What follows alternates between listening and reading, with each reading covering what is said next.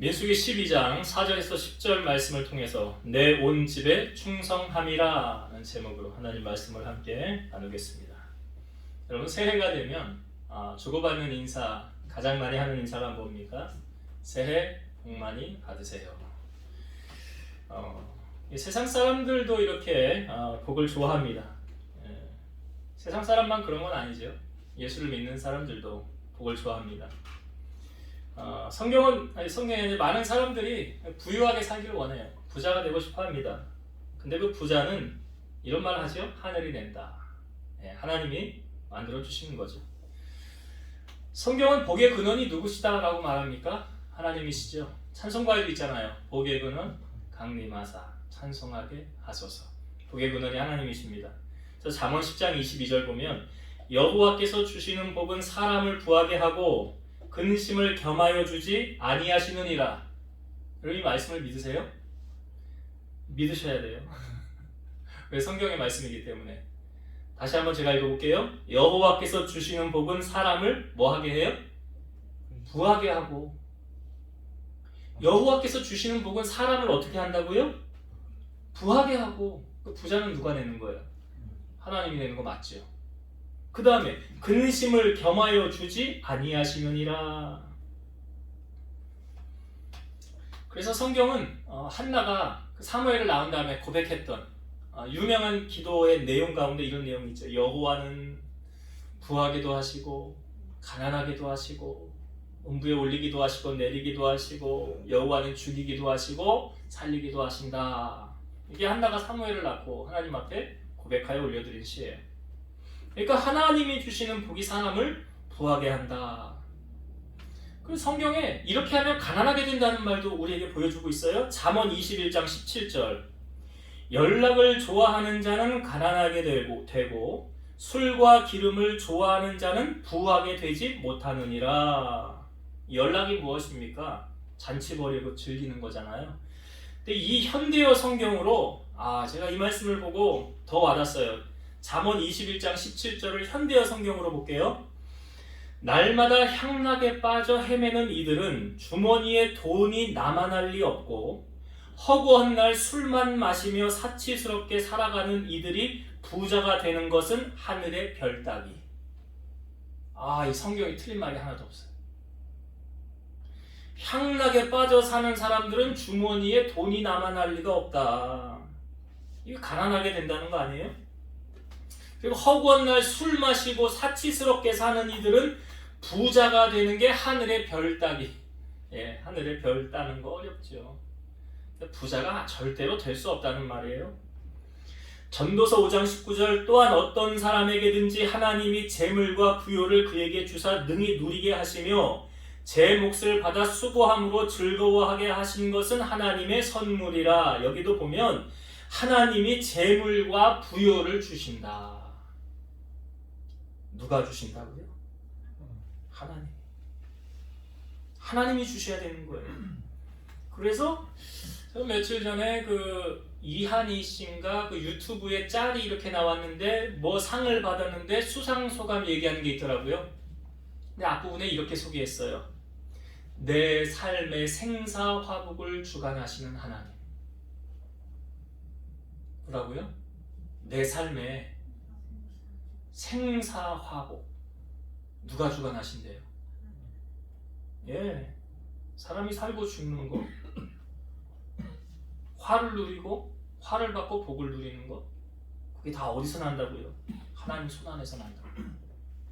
하나님 손 안에서. 여러분, 우리 신앙생활하면서 하나님 복을 누리며 살기 원하지 않습니까? 그래서 신앙생활 하는 거예요. 물론 교회 다녀서 천국 가는 게 1번이고 구원 열차 타는 게 1번이고 우리 죽으면 천국과 지옥 둘 중으로 한 군데 가야 되니까 이왕 가는 거 어디 가야 되겠어요? 천국 가야 되겠죠. 그래서 좁은 길로 가라 그러잖아요. 천국 가는 게 1번이고 두 번째로 이 땅에 살면서 하나님 주시는 복을 누리고 살아야지요. 성경의 인물에 보니까 다윗도 고백하지요. 부와 귀가 주께로부터 말미암더라. 그 부와 귀는 뭘 말합니까? 부유케 되는 거 아니에요? 오늘 성경에 말하고 있잖아요. 부자, 여호와께서 주시는 복이 사람을 부하게 하고. 귀는 뭐예요?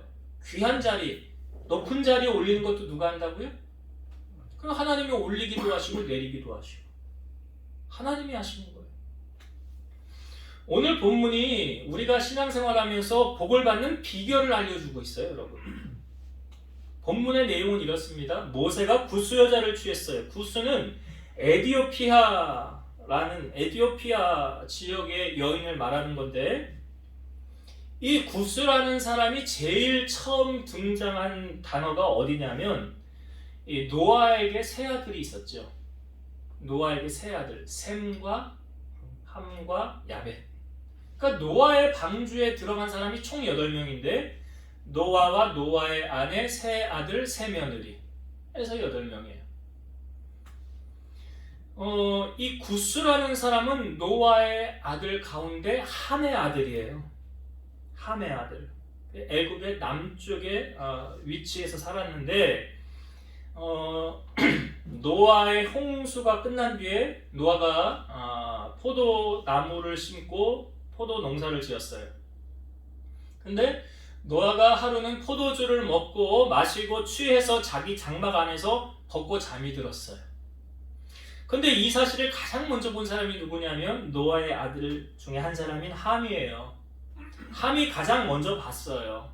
그 사실을 보고 나와서 두 형제에게 알립니다. 근데 이 셈과 야벳은 목 어깨에다가 이 옷을 메고서 뒷걸음질 쳐서 아버지의 이 하체를 덮어주었어요. 그리고 나왔어요.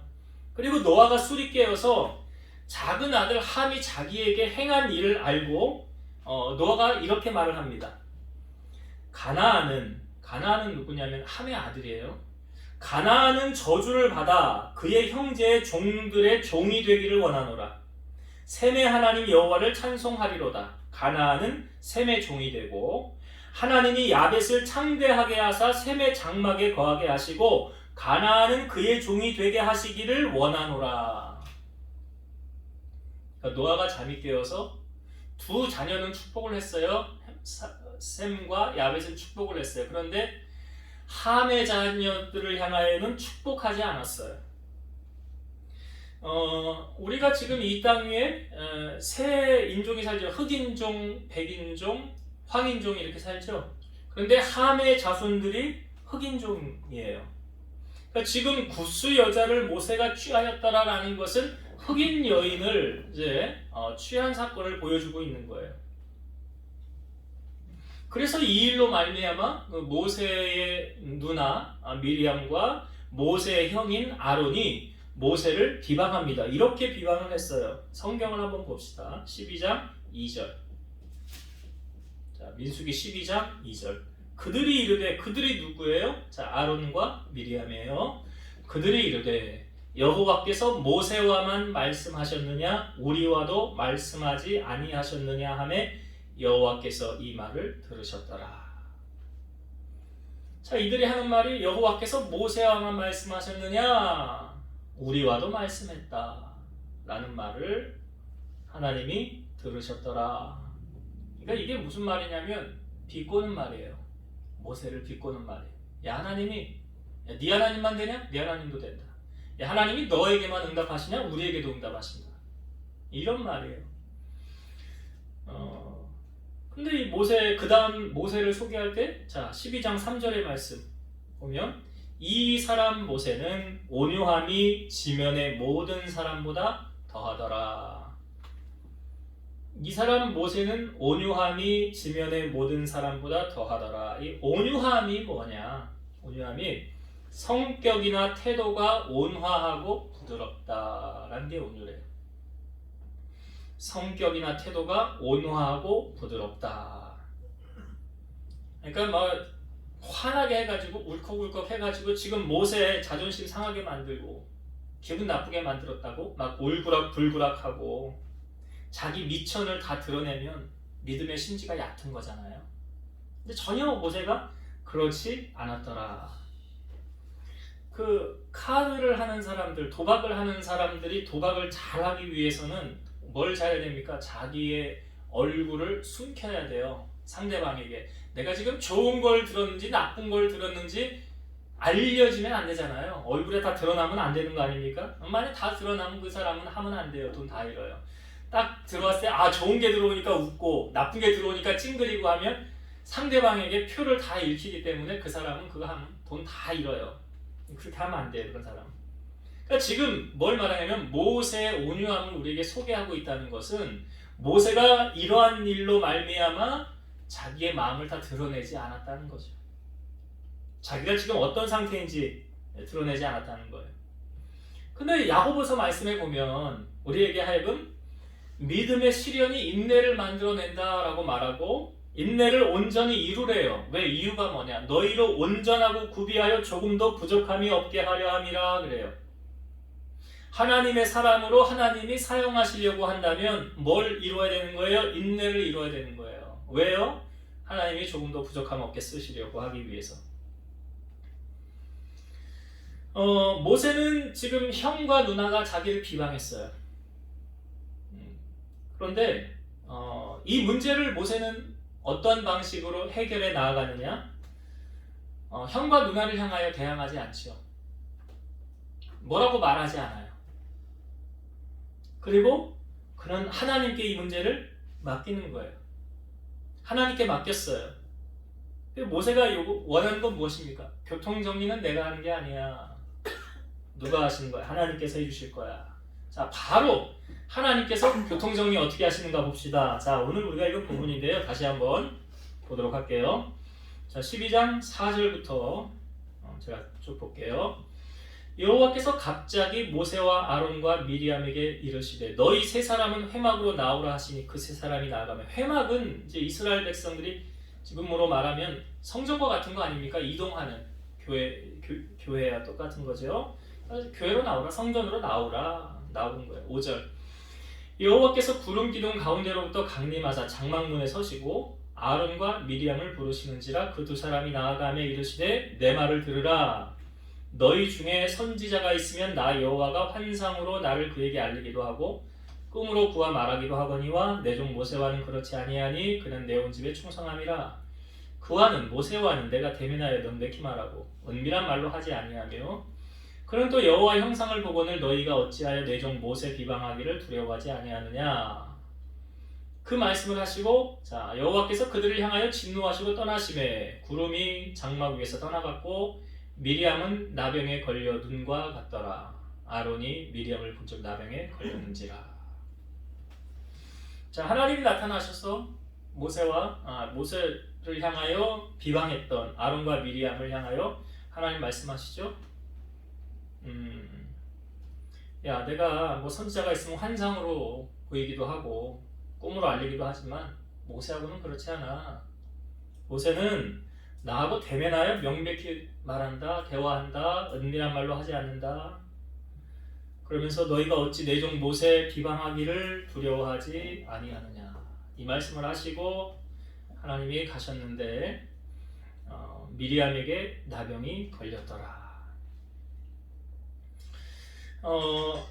지금 모세는 광야 교회의 지도자죠.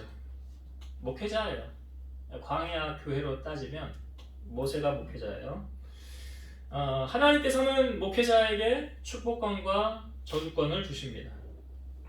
마치 하나님께서 아브라함을 부르셨을 때 하셨던 말씀, 창세기 12장 3절 보면 너를 축복하는 자에게는 내가 복을 내리고 너를 저주하는 자에게는 내가 저주하리니 땅의 모든 족속이 너로 말미암아 복을 얻을 것이라 하신지라. 여기서 너는 아브라함이에요. 너를 축복하는 자, 내가 복을 내리고 하나님이 너 아브라함을 향하여 저주하면 내가 저주를 내릴 것이다.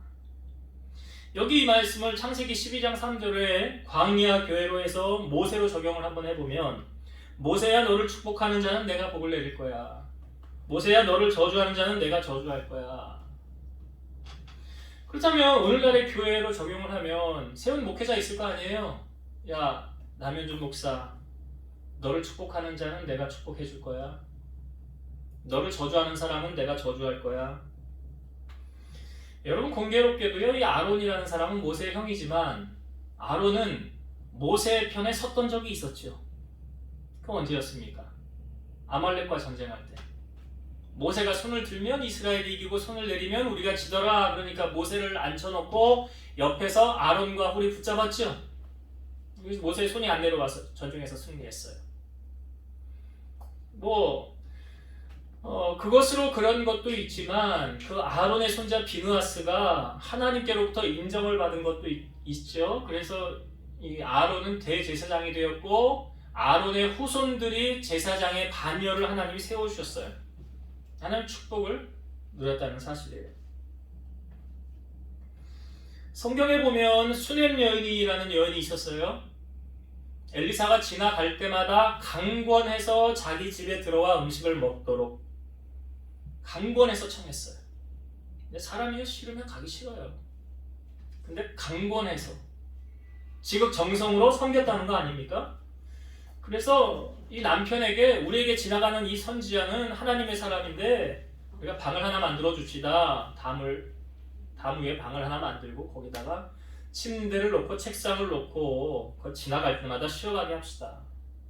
그렇게 하라고. 남편이 허락을 해서 하나 만들어주고 엘리야가 지나갈 때마다 거기 들어가서 쉬는데 너무 이열이 기특하니까 불러오래요. 대낮에 보고 그 여인을 불러와라. 여인이 섰을 때 너 왕에게나 사령관에게 뭐 부탁할 거 있느냐? 없습니다. 난 뭘 대가를 바라고 한 게 아니라는 거죠. 돌아갈 때 게하시가 가만히 보니까 두 내우가 늙었는데 나이가 많은데 아이가 없습니다. 다시 오라고 해라. 섰을 때 말하기를 이제 1년이 있으면 내가 아들을 안게 되리라. 어떻게 됐습니까? 여호와의 말씀대로 자식을 낳게 됐어요. 사르밧이라는 과부가 있었습니다. 그 땅에 비가 오지 않을 때 하나님이 엘리야를 사르밧 과부에게 보내죠. 그 나뭇가지를 줍고 있을 때 나 물 좀 주시오 하더니 물을 가지러 갈 때 떡이 있거든 내게 좀 가져오십시오. 우리 떡 없습니다. 통에 가루 조금, 밀가루 조금, 그리고 병에 기름 조금 있는데 내가 이제 마지막 한 끼 해먹고 내 아들하고 이 세상 끝낼 겁니다. 그랬더니 엘리야가 뭐라고 그래요? 두려워하지 말고 먼저 그것으로 떡을 만들어 내게로 가져오십시오. 그러면 그 말씀에 순종하면 하늘에서 비가 내리기 전까지 땅에 비가 내리기 전까지 통의 가루와 병의 기름이 없어지지 떨어지지 않을 거다. 그 말씀대로 순종했더니 어떻게 됐어요? 그대로 되었더라. 제가 신앙생활을 하면서 제가 느낀 성도들과 목회자의 관계를 대할 때 이런 거 많이 느꼈어요. 어떤 성도가 하나님과의 관계가 참 좋아요. 그러면 목사님하고의 관계도 좋아요. 그 참 희한하더라고요. 근데 하나님하고 관계가 좀 껄끄럽잖아요. 목사님하고 껄끄러워요. 이게 맞더라고요. 성경이 그렇게 정해져 있지 않은데 그게 맞아요. 목사님, 사모님을 하나님 대하듯 하는 사람 하나님께서 반드시 기억하시고 축복하십니다. 그런데 목사님, 사모님을 종구리듯 하는 사람들도 있더라고요. 근데 하나님이 가만히 두지 않습니다. 그래서 저는 모세와 같아요. 하나님이 교통정리는 알아서 하실 거고 복을 줄 자에게 하나님이 복을 주실 거고 화를 줄 자에게 하나님이 화를 주실 것이다. 오늘 이 아론과 미리암이 하는 말을 보세요. 여호와께서 이 말을 들으셨더라 그러잖아요. 2절에 여호와께서 이 말을 들으셨더라. 하나도 하나님이 안 들으시는 것이 없어요. 생각 하나도 하나님이 헤아리지 않는 것이 없어요. 네가 내 종에게 어떻게 했나? 내가 다 알아. 내가 다 알아. 네가 한 대로 내가 갚아줄 거야. 여러분 하나님의 복을 받고 살기를 원하십니까? 그러면 목회자 잘 섬겨야 돼요. 사모님 잘 섬겨야 돼요. 이것이 성경이 알려주는 복 받는 비결이에요. 그렇게 하면 복 받아요. 수넴 여인이 그랬고 사르밧 과부가 그랬어요. 하나님의 복을 누리고 살길 원한다면, 여호와께서 주시는 복을 내가 누리고 살길 원한다면, 오늘 모세를 통하여 대항했던 아론과 미리암 나병이 걸렸잖아요. 원인은 간단합니다. 너희는 어찌 내 종 모세 비방하기를 두려워하지 않느냐. 그러니까 하나님이 화를 내리신 거예요. 그러니까 복을 내릴 자에게 하나님이 복을 주시고 화를 내릴 자에게 하나님이 화를 내리시더라. 이 말씀을 주의 종을 통하여 하나님이 복을 내리시기도 하고 화를 내리시기도 한다는 것을 분명히 아셔야 돼요. 그래서 축복권과 저주권이 있는 거예요. 그러니까 목사님을 잘 섬기면, 사모님 잘 섬기면 복 받아요. 이건 변하지 않는 진리예요. 그러나 수종 부리듯 하고 내가 이용하려고 하고 내 맘대로 좌지우지 하려고 하면 하나님께로부터 절대 복을 받지 못합니다. 그걸 여러분 분명히 아셔야 돼요. 자, 그러면 우리가 여기서 한 가지 더 생각해 볼 것이, 하나님은 왜 아론과 미리암 편을 안 들어주고 모세 편을 들으셨는가? 목회자니까? 아니에요. 성경에 보니까 이유가 그렇지가 않아요. 분명한 이유를 하나님이 제시하고 계세요. 자, 성경의 7절과 8절을 봅시다. 7절, 8절. 6절부터 볼게요. 연결해서 6절. 이르시되 내 말을 들으라. 너희 중에 선지자가 있으면 나 여호와가 환상으로 나를 그에게 알리기도 하고 꿈으로 그와 말하기도 하거니와 내 종 모세와는 그렇지 아니하니 그는 내 온 집에 충성함이라. 그와는 내가 대면하여 명백히 말하고 은밀한 말로 하지 아니하며 그는 또 여호와의 형상을 보거늘 너희가 어찌하여 내 종 모세 비방하기를 두려워하지 아니하느냐. 여러분, 핵심의 절은 7절이에요. 7절만 다시 볼게요. 내 종 모세와는 그렇지 아니하니 그는 내 온 집에 충성함이라. 내 종 모세는 그렇지 않다. 다른 사람하고 같지 않다. 다른 선지자하고 같지 않다. 이유가 뭐냐? 그는 내 온 집에 충성함이라. 그는 내게 충성된 사람이라 이 말 아니에요. 하나님 앞에 충성된 사람이라는 거예요. 지금 하나님께서 충성된 일꾼으로 지금 보고 계시는 거 아닙니까? 여러분, 우리가 사람의 마음에도 들려고 하면 어떻게 합니까? 사람 마음을 얻으려고 힘쓰지 않아요? 애쓰지 않아요? 근데 며칠 전에 우리 원종원 집사님 교제하면서 그런 얘기 했어요. 그 쌍둥이 자매, 사업하는 자매 있는데 반찬을 여러 개를 만들어서 뭐 4개인가 만들어서 택배로 해서 이렇게 보내줬대요. 그걸 봤더니 집에 가서 밥 공기로 그냥 2공기씩 밥을 싹싹싹 비웠다고. 그러면서 말하기를 다음 생에는 언니 딸로 태어났으면 좋겠어요. 다음 생에는 없어요. 다음 생에는 없어요. 여러분, 사람의 마음에 들려면 어떻게 합니까? 그렇게 하잖아요. 그렇게 충성하지 않습니까? 충성이잖아요. 시켜서 하는 거 아니잖아요. 여러분, 하나님께 충성하면 하나님 그냥 가만히 계실까요? 가만히 안 계실걸요. 하나님 가만히 안 있어요. 그러니까 저 솔로몬이 1000번째 드린 다음에도 나타나셔서 하셨던 말씀이 뭐예요? 내가 너 뭐 해줄까? 그러잖아요. 바디메오에게도 그 시련을 이겨내고 주님 앞에 섰을 때 주님이 내가 너 뭐 해줄까? 주님 똑같이 우리에게 묻지 않으실까요? 내가 너에게 뭐 해줄까? 지금 모세에게는 위기의 순간이에요. 지도자로서 자격을 잃을 수도 있는 위기잖아요. 근데 하나님께서 지금 뭐라고 말씀하십니까? 이건 모세에게 하는 말이 아니라요, 아론과 미리암에게 하신 말씀이에요. 그는 내 온 집에 충성된 사람이라. 너 그거 몰랐냐? 네가 잘 모르는 게 있어. 모세는 니네하고 달라. 그는 내게 충성된 사람이야. 여러분, 하나님이 편 들어주면 끝난 거 아닙니까?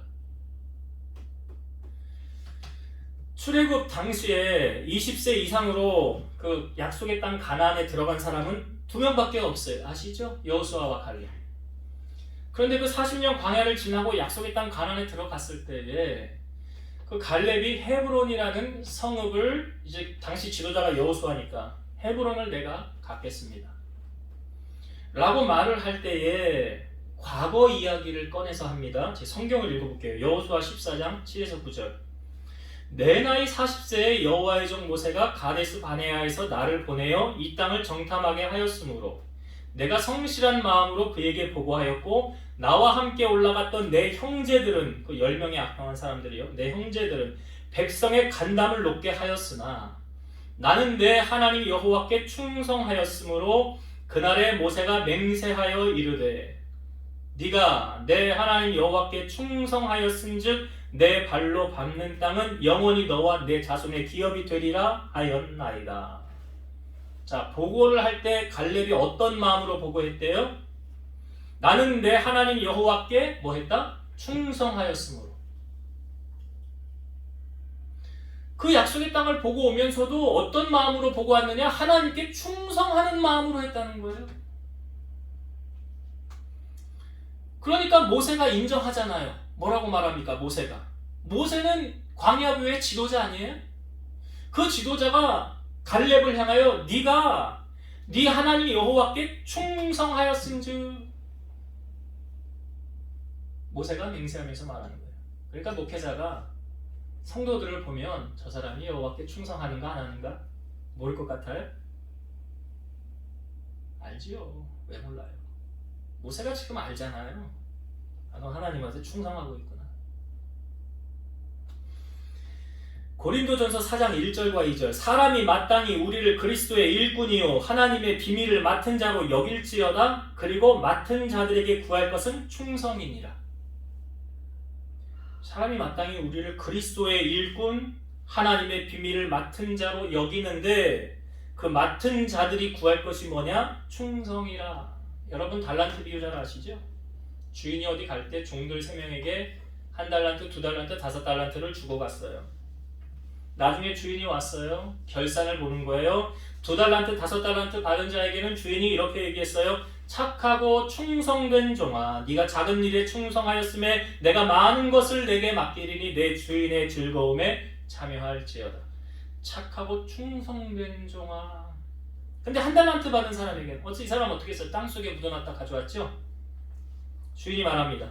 악하고 게으른 종아, 나는 심지 않은 데서 거두고 해치지 않은 데서 모으는 줄로 네가 알았느냐? 그러면 내가 마땅히 내 돈을 취리하는 자들에게나 맡겼다가 내가 돌아와서 내 원금과 이자를 받게 하였을 것이니라. 너 땅에 묻어놓을 거면 내가 왜 너한테 그걸 줬겠니? 응? 그냥 취리하는 자, 은행 같은 데다 넣어놓고 이자라도 받지. 그러면서 이 1달란트 받은 자를 향하여 주인이 말합니다. 이 무익한 종을 바깥 어두운 데로 내쫓으라. 거기서 슬피 울며 이를 갈리라. 충성하지 않은 결과 이런 상과 벌이 확실하잖아요. 하나님이 주는 상과 벌이 확실하게 보여주지 않습니까? 달란트 비유를 통해서.